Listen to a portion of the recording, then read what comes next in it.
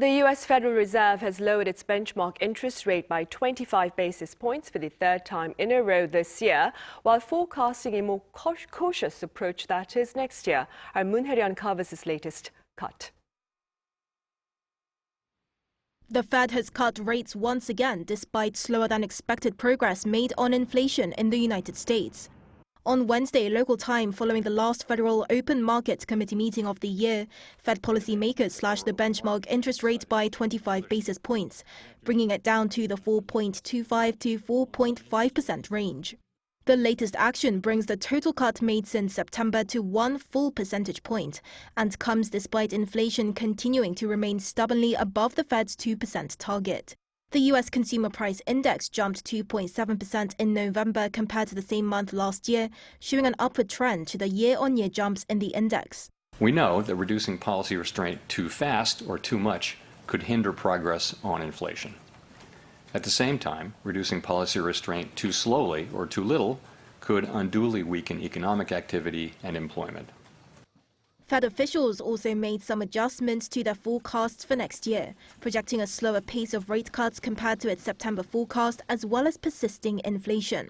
By the end of 2025, they see 2 rate deductions of 25 basis points each, which is half a percentage point less than what they anticipated 3 months ago. Inflation forecasts also jumped from 2.1% to 2.5%. These are the first projections since Donald Trump was elected the next president of the United States, and Powell remarked that it is premature to make any conclusions on how possible tariffs could affect consumer inflation.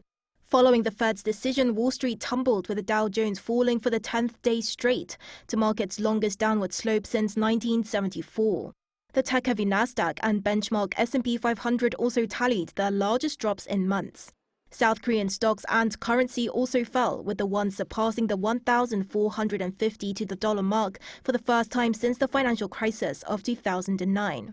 The Kospi closed 1.95% lower at 2,435.93, while the Kosdaq closed 1.89% down.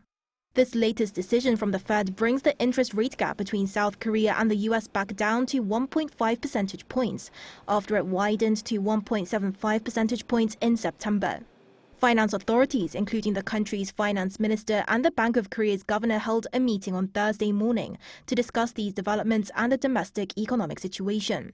The finance ministries and central banks said they would continue to operate an around-the-clock system to monitor the foreign exchange market and pledged to do their best to stabilize financial markets. Hye-ryeon, Arirang News.